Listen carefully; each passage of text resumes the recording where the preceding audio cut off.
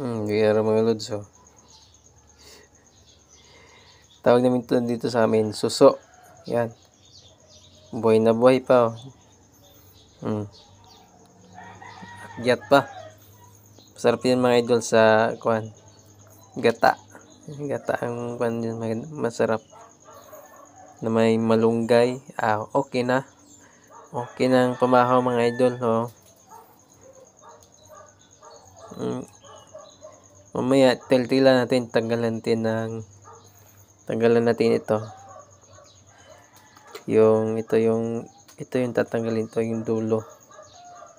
Para maalis yung ganyang laman. Tatanggalin dito. Tiltilan yung mga alisin yung pinaka-puwit niya para magataan at saka maluto. Ganyan ang pag-process ng suso, tawag dito sa amin.